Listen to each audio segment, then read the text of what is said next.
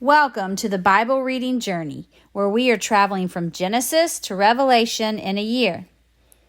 If you've been here before, welcome back.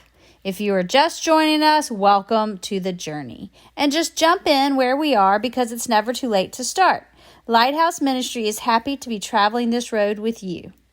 Today we are on day number 93 of the Bible reading journey. Today's reading itinerary is the book of 1 Kings, chapters 9 through 11.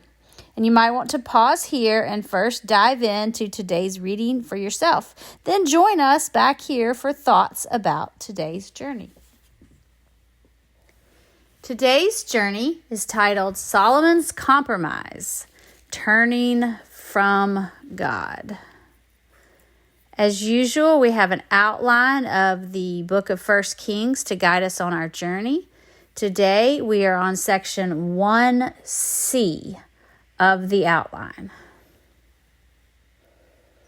Our chapters today, chapter 9, God's response, chapter 10, Solomon's wealth and wisdom, chapter 11, Solomon's compromise. So we started in chapter 9, God's response. After completion of the temple and the dedication prayer, where you remember Solomon asked God to hear their prayers, he said that 15 times in 31 verses.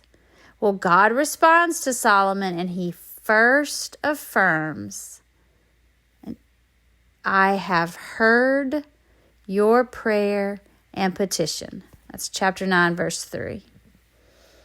Then he gives Solomon both a promise and a warning. God knows the danger that accompanies prosperity, pride, and pagan influences. In chapter 10, Solomon's wealth and wisdom, we see Solomon's wealth and wisdom increase more than any other king on earth. Chapter 10, verse 23. Read all about it and Queen Sheba's visit in chapter 10. And then finally, chapter 11, Solomon's compromise.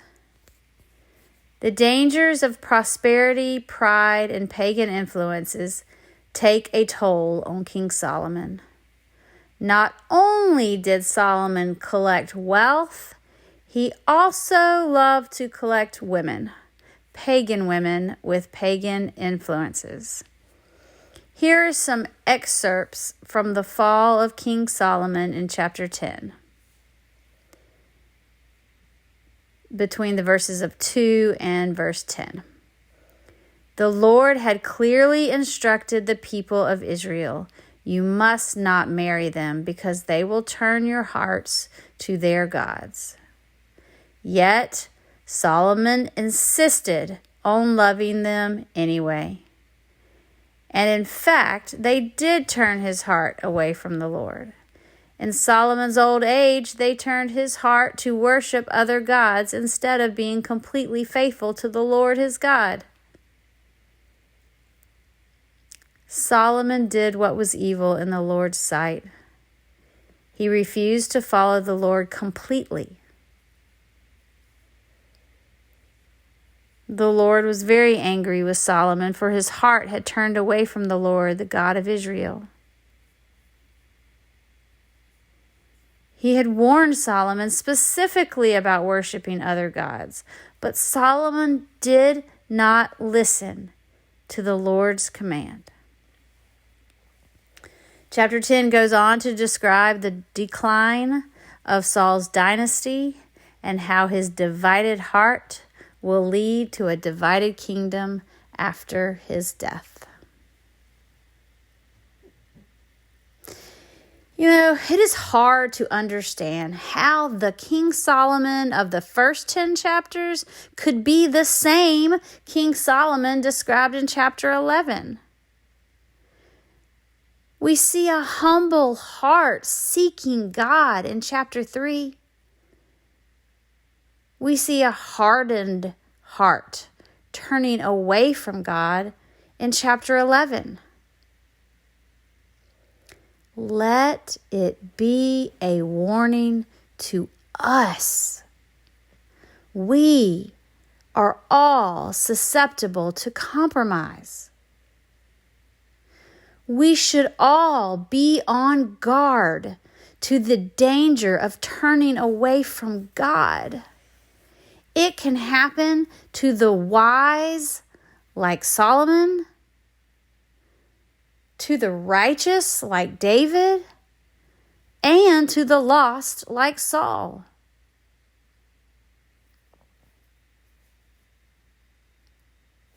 We may not have Solomon's extreme wisdom, but we share the danger of prosperity, pride, and pagan influences.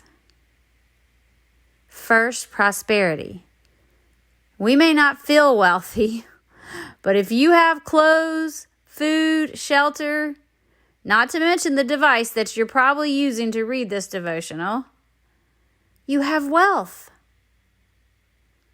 Wealth can be used for good, but it can also lead to, and our second danger is pride. We can become self-reliant and self-satisfied with our accomplishments. We can become determined to do it our way and reject or just ignore God's way. And third, the pagan influences. We also live in a world full of pagan influences. We are constantly bombarded with demands to worship false gods, and most of the time we don't even realize it. The pagan influences of this world we live in take a toll on our thought life, belief system, activity choices, and priorities.